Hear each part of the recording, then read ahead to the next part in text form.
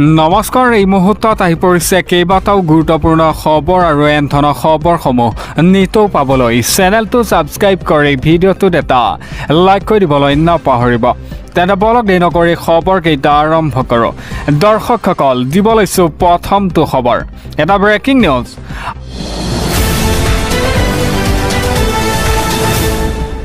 আকৌ প্ৰতিবাদত কঁপিব এতিয়া নামনি অসম।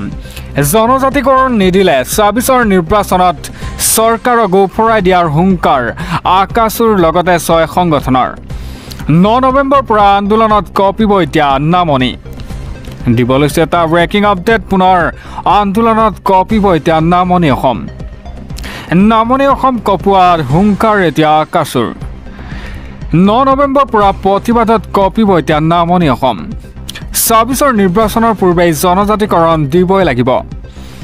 জনজাতিকৰণ নিদিলে বিজেপিক ব্ৰহ্মপুত্ৰত দলিয়াই দিম, এনেদৰে মন্তব্য কৰিছে। জনজাতিকৰণ নাপালে বিজেপিৰ বিকল্প চিন্তা কৰিম বুলিও কয়। ২৬ৰ নিৰ্বাচনৰ পূৰ্বেই কুজাজবংশীক জনজাতিকৰণৰ দাবী। এটা কুজাজবংশী যুৱ সন্মিলনী সংগ্ৰাম সমিতিৰ আকাশুৰ আন্দোলন ঘোষণা। আকাশুকে ধৰি ৬টা সংগঠনে হুংকাৰ জনাই বঙাইগাঁৱত। নামনি অসম কঁপোৱাৰ এতিয়া হুংকাৰ আকাশুৰ। পুনৰ আন্দোলনত কঁপিব এতিয়া নামনি অসম। ৯ নৱেম্বৰৰ পৰা প্ৰতিবাদত কঁপিব এতিয়া নামনি অসম।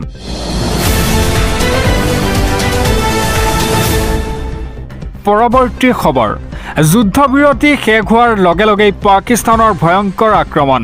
তিতাতেই জীৱন শেষ হৈ গ'ল ৩ ক্ৰিকেটাৰৰ, প্ৰাণ হেৰুৱালে প্ৰায় অৰ্ধশতাধিক লোকে।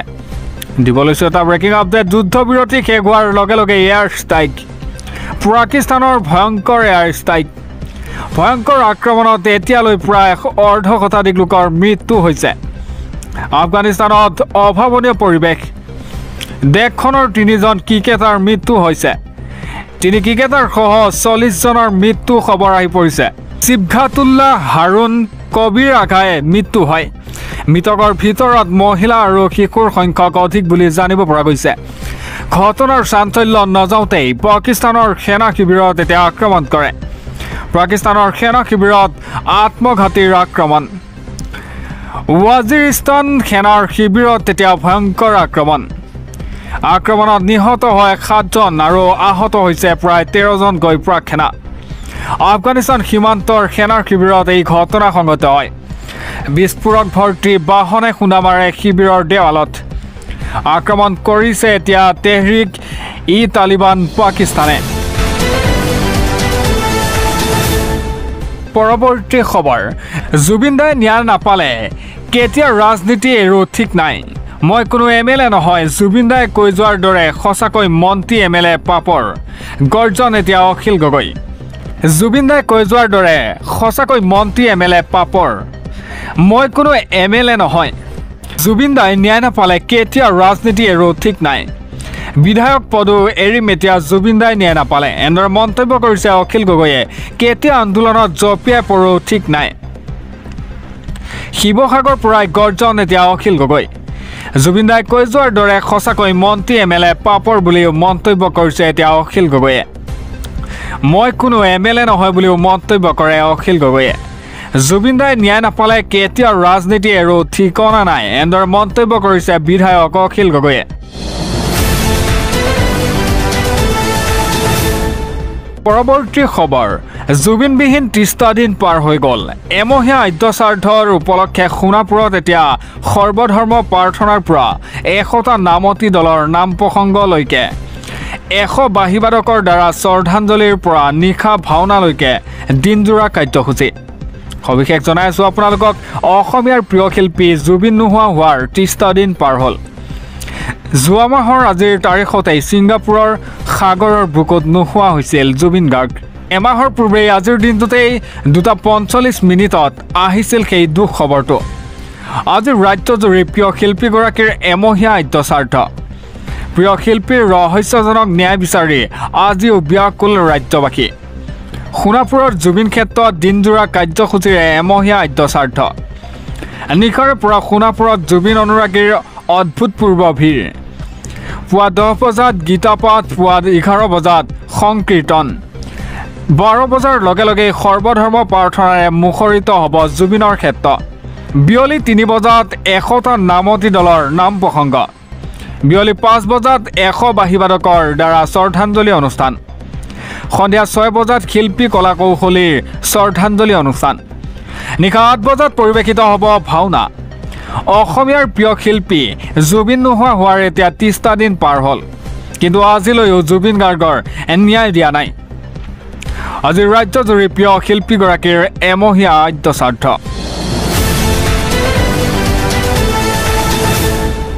পৰৱৰ্তী খবৰ জুবিনক ন্যায় নিদিয়ালৈ ঈদ পালন নকৰে এতিয়া মুছলমান সমাজে মুখ্যমন্ত্ৰী ডক্টৰ হিমন্ত বিশ্ব শৰ্মাক প্ৰতিশ্ৰুতি দি বিস্ফোৰণ এতিয়া মুছলমান যুৱকৰ জুবিনৰ নীতি আদৰ্শ মতে চলি দেখুৱাওক হিমন্ত বিশ্ব শৰ্মাই মন্তব্য কৰিছে এজন যুৱকে আপোনালোকক সবিশেষ জনাই আছোঁ জুবিনে ন্যায় নোপোৱালৈকে ঈদ পালন নকৰে এতিয়া মুছলমান সমাজে মুখ্যমন্ত্ৰীক প্ৰতিশ্ৰুতি দি মুছলমান যুৱকৰ এই ভয়ংকৰ মন্তব্য জুবিন গাৰ্গে কৰা কামখিনি কৰক এতিয়া হিমন্ত বিশ্ব শৰ্মাই যদি কৰিব পাৰে তেনেহ'লে আমাৰ পৰিয়ালৰ 22টা ভোট আপোনাক দিম 5 অভিযুক্তৰ শাস্তি দিয়ক আমাৰ পৰিয়ালে আপোনাক এই ভোট দিব এনেদৰে মন্তব্য কৰিছে যুৱকজনে জুম্বা বাৰত মূৰত টুপি পিন্ধি আপোনাক প্ৰতিশ্ৰুতি দিছোঁ বুলিও মন্তব্য কৰে মুখ্যমন্ত্ৰীয়ে ভাল কাম কৰক আপোনাৰ কাৰণেও গোটেই ভাৰতে কান্দিব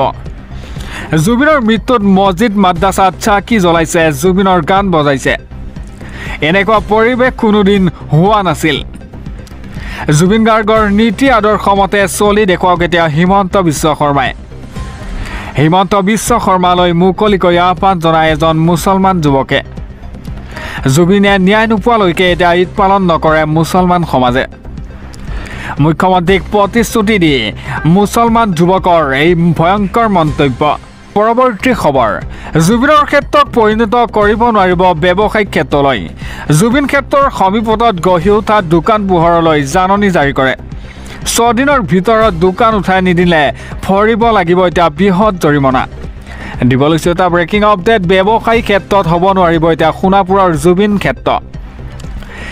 জুবিন ক্ষেত্ৰৰ সন্মুখৰ দোকানলৈ জাননী জাৰি কৰে 6 দিনৰ ভিতৰত দোকান উঠাই নিয়াৰ কঠোৰ নিৰ্দেশনা NHAI দোকানে দোকানে জাৰি কৰিলে এতিয়া জাননী উত্তৰ স্থানত এতিয়া দুৰ্ঘটনা সংঘটিত হোৱাৰ আশংকাত এই পদক্ষেপ গ্ৰহণ কৰে 6 দিনৰ ভিতৰত এতিয়া দোকান উঠাই নিনিলে বিহা হ'ব জৰিমনা ব্যৱসায়িক ক্ষেত্ৰ হ'ব নোৱাৰিব এতিয়া সোণাপুৰৰ জুবিন ক্ষেত্ৰৰ সন্মুখৰ দোকানলৈ এতিয়া জাননী জাৰি 6 দিনৰ ভিতৰত দোকান উঠাই নিয়াৰ কঠোৰ নিৰ্দেশনা জনায়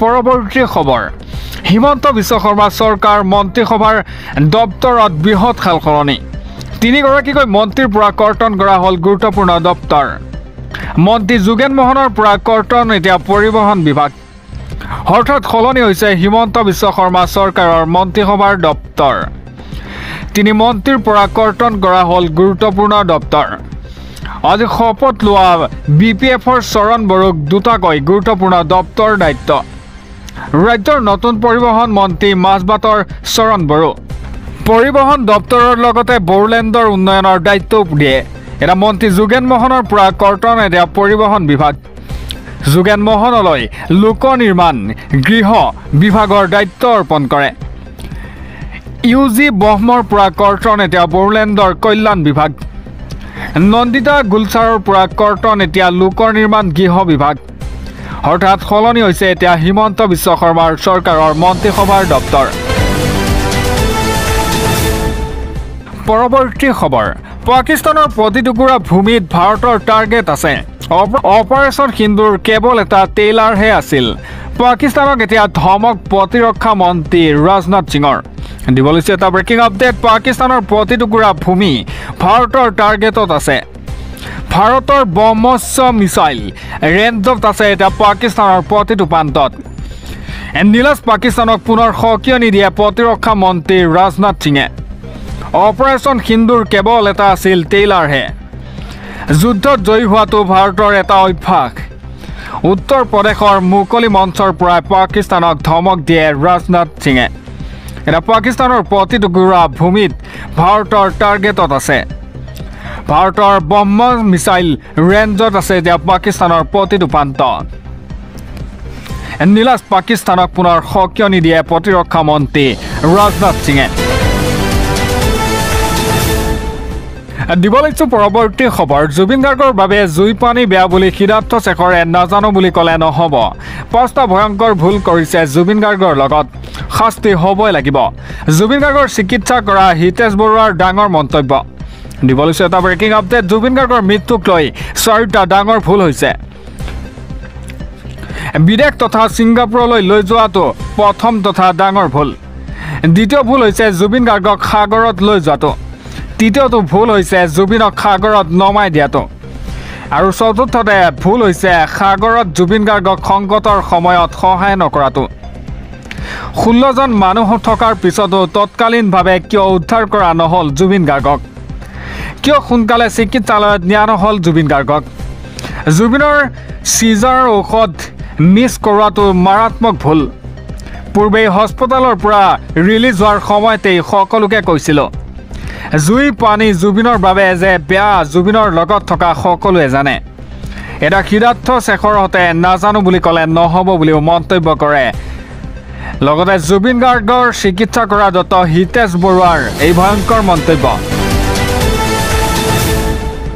পৰৱৰ্তী খবৰ আহোম চুতীয়া কোচ-ৰাজবংশী জনজাতিকৰণৰ দাবী মানি নলয় অসমৰ জনজাতীয় লোকে ইয়াৰ বিৰুদ্ধে গুৱাহাটীৰ লগতে উজনি নামনি মধ্য অসমত হ'ব বৃহৎ গণসমাৱেশ 40 লাখ লোকে কৰিব এতিয়া বিৰোধিতা 40 লাখ জনজাতিয়ে নিবিচাৰে এতিয়া 6 জনগোষ্ঠীৰ জনজাতিকৰণৰ দাবীত আন্দোলন চলি থকাৰ মাজতেই ডাঙৰ খবৰ জনবহুল আৰু আগবঢ়া জনগোষ্ঠীক জনজাতিকৰণ প্ৰদানত এতিয়া বিৰোধিতা কৰে আহোম চুতীয়া কোচ-ৰাজবংশীক জনজাতিকৰণত বিৰোধিতা কৰিছে তিনিটা জনগোষ্ঠীক জনজাতিকৰণত বিৰোধিতা এতিয়া তোৱা 10 নৱেম্বৰত ইয়াৰ বিৰুদ্ধে গুৱাহাটীত হ'ব জনসমাৱেশ উজনি মধ্য নামনি অসমতো হ'ব এতিয়া বৃহৎ গণসমাৱেশ মূল খুঁটিৰ অসমীয়া জনজাতিকৰণৰ দাবী নামানে এতিয়া 40 লাখ জনজাতীয় লোকে আৰ্থ সামাজিক সাৰ্ভে অবিহনে দিব নালাগে জনজাতিকৰণ